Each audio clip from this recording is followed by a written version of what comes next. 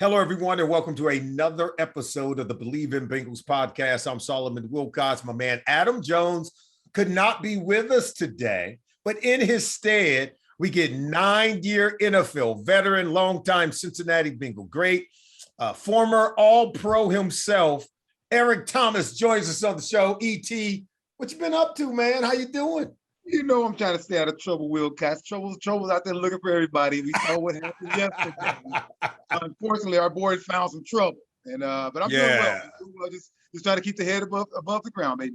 We're gonna get to talk about these Cincinnati Bengals, and I don't even know what to call it. I'm not gonna call it a game. I'm not gonna call it a law. I don't know what to call it. We're gonna figure it out over the next few minutes. But it was something that was quite shocking for me. But first, I should let everyone know that today's episode is brought to them by Bet Online. That's right. We're back and we're better than ever. It's a new web interface for the rest of the NBA season and more. Prop bets, more odds, more lines than ever before. Bet Online, it remains the number one spot for all of your basketball and football action this season.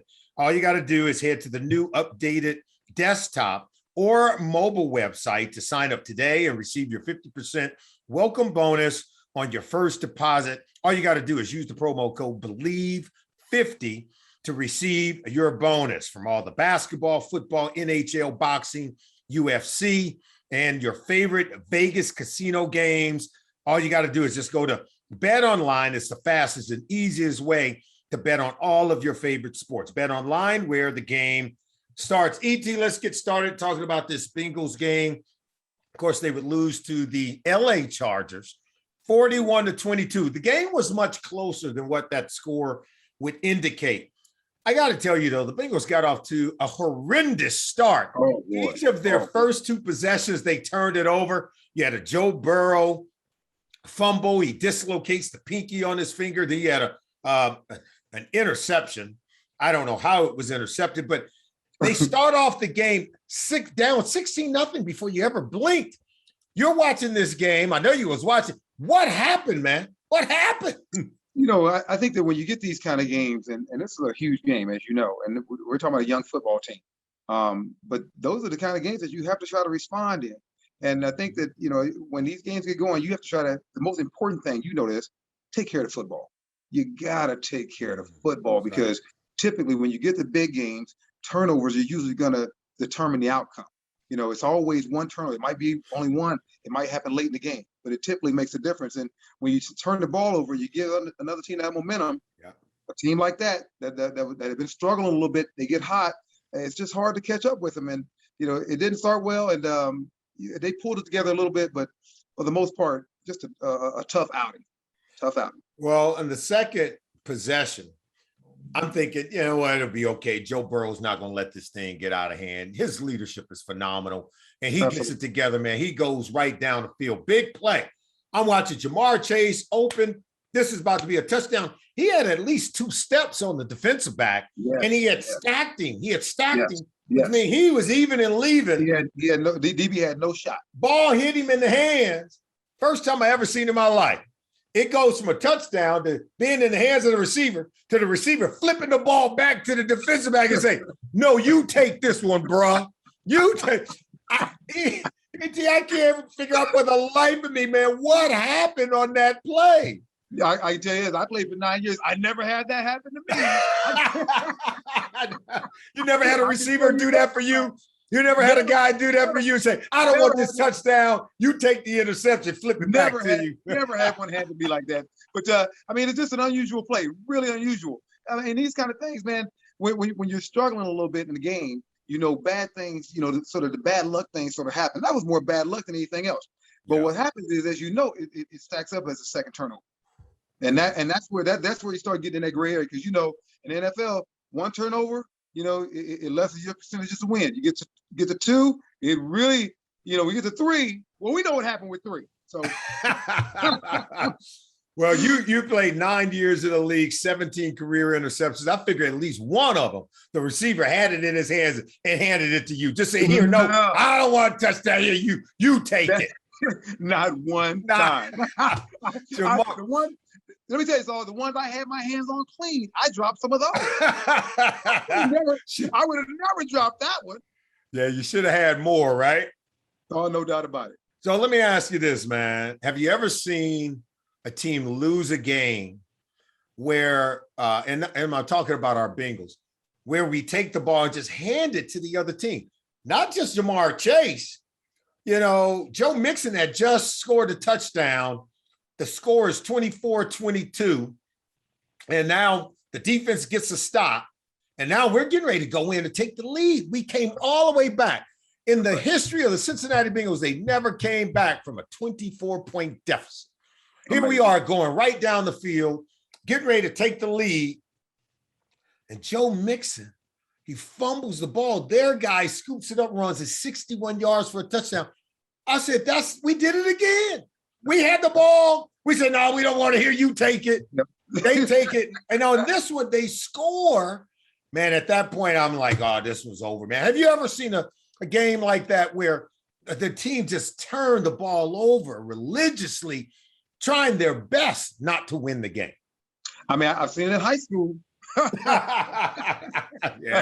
But you just don't see it in the NFL very much, Saul. Yeah. I mean, it's unfortunate. Joe Mixon is a fantastic running back. We know that. I mean, the last 3 games he's had, I mean, really, I think that because they've gotten him going this year, that's been as the most important part of why they've been successful.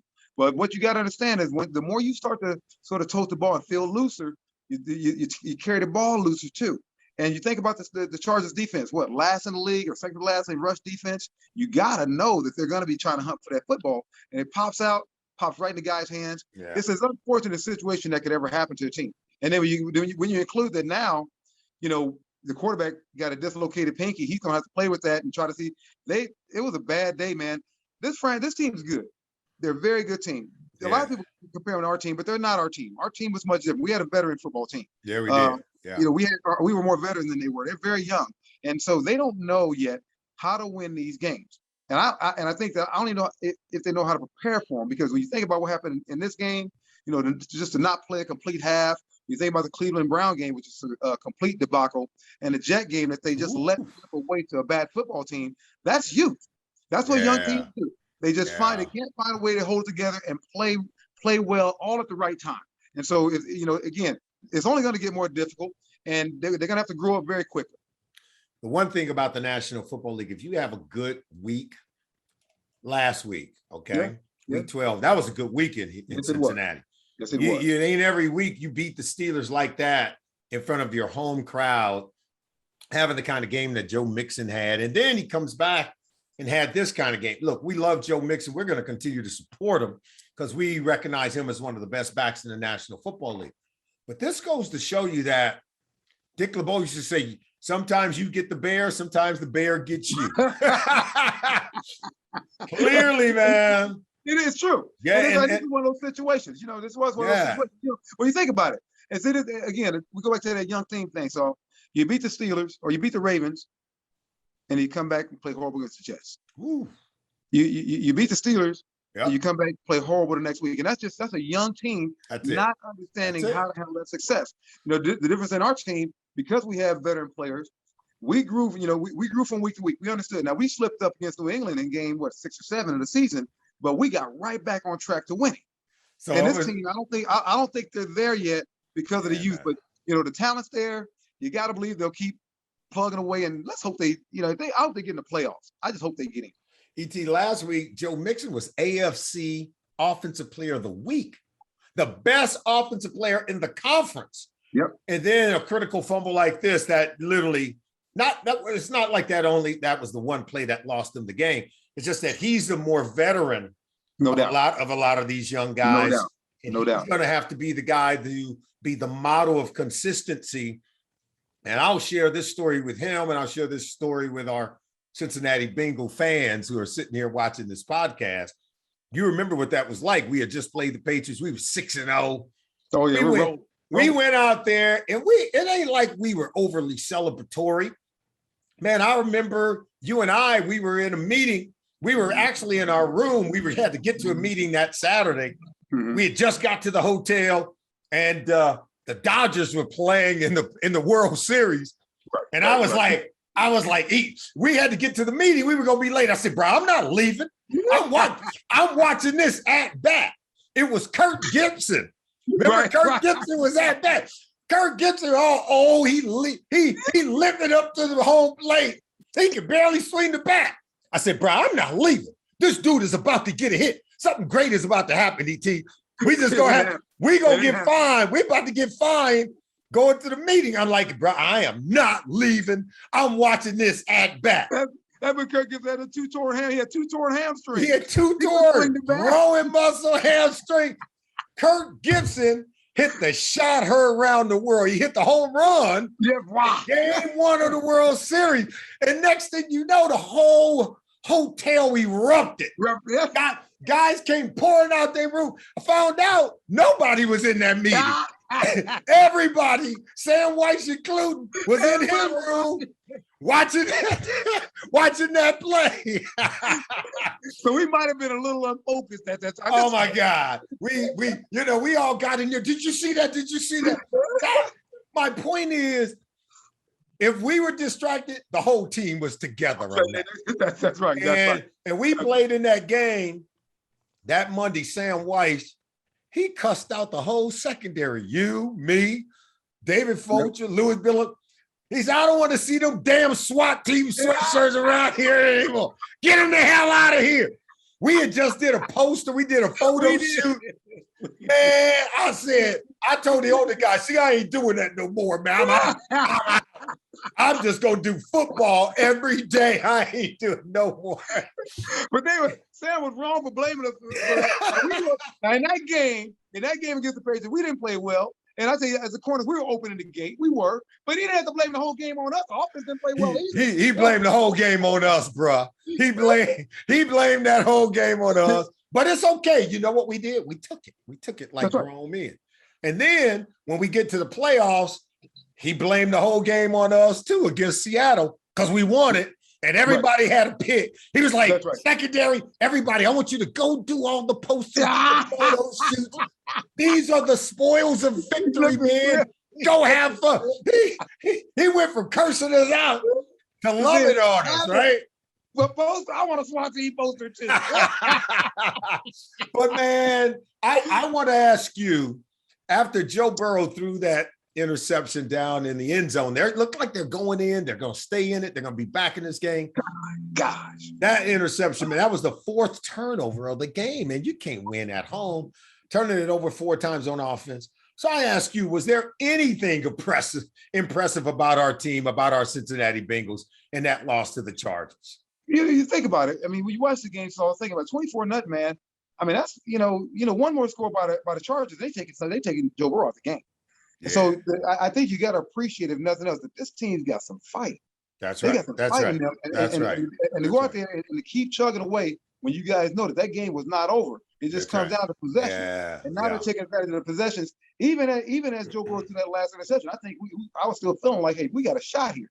Me too. So I think it comes down to just them understanding that, hey, man, we can play with anyone in any game we play in. If we stay a course and don't make the mistakes, we'll have a shot to win. But we can't make the crucial mistakes. Just like you said, 4 turnovers. If they play in the Jets or they could be playing the Detroit Lions, 4 turnovers, and Detroit's going to have a shot. It's going to be hard to win.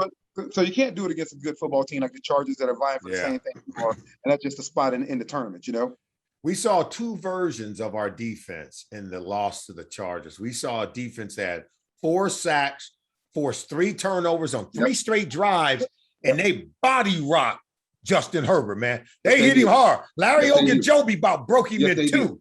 And then we allowed him to throw the ball over our heads. That was the other version. And we allowed them to win jump balls, man. So who are these Bengals? Is it just a young, immature team? 1 minute we look great, the next minute not so great. Well, I think one of the things that we know is that on the back end, they're best at the safety positions. Von Bell and Jesse Bates, that's where the strength of their defense is. Awuzie has turned into a fantastic player. But he's undersized. I mean, and we found that out yesterday because with his size, with his height, teams with the 6'4", 6'5" receivers are just going to throw it up on him now. But these dudes were like tall as trees, man. Yes, they are. These Chargers dudes, they were tall, man. They're long. they call it. When you look at corner in this league, man, you got to know how to get after that ball, play that ball, man, and try to be aggressive with that ball because the receivers are so big and they're so tall. Yep. And if the ball's in the right place, you got to try to make a play and dig. So I think that their pass coverage is okay. They just got to get better. But this is a 5-week league, so when you give up something and teams see that weakness, you're going to see that for the next 5 weeks until you stop. That's right. So every team's going to see that, and they're going to say, look, they corners. We can just throw the ball from the corners. Yeah. And make a play. So they're going to have to try to fix that. They got a heavy lifter coming up in here next weekend in the 49ers. So, I mean, it doesn't get any easier. And that's what they got to realize, that every game is not going to get any easier, just like you want to have. So, look, we gave up 6 sacks yesterday. Our offensive line, we were playing without 2 of our starters. Now, that was Joey Bosa. That was the older brother. This week, the little brother's coming to town, and Nick Bosa. And he better. Yeah, how about that? He a little better. He a little better. So our offensive line better get it together because, man, we gave up way too many sacks. We allowed Burrow to get hit way too much. And as you mentioned, the 49ers coming to town. That takes me back. Bengals, 49ers. When I mention Bengals, 49ers to Eric Thomas, what comes to mind? Great Super Bowl game. That's right. One of the best Super Bowls ever in the history of the league. We played against the San Francisco 49ers. Yeah. Then how come I was pissed off when that game was over then? If it was one of the great games, why was I so pissed off when that game was over? We actually lost.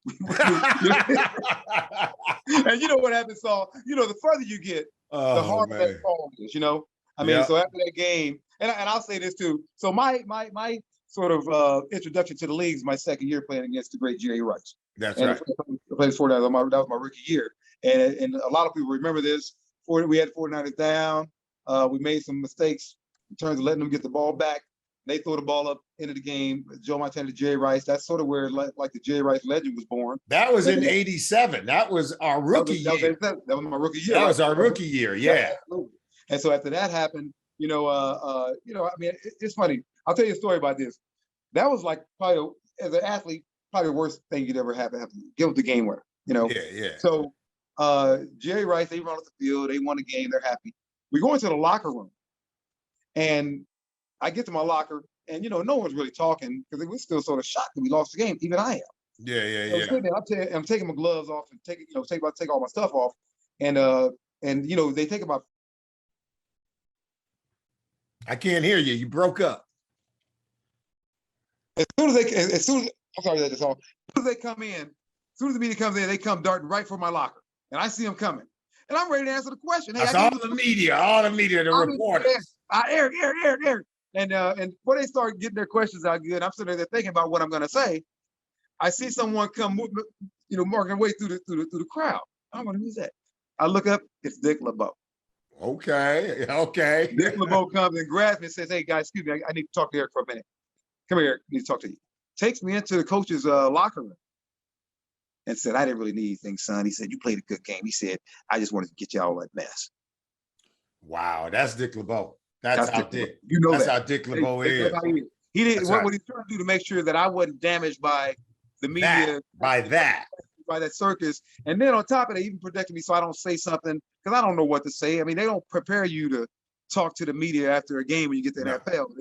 They let them come at you and they let them ask you the question. So Dick LeBeau, man.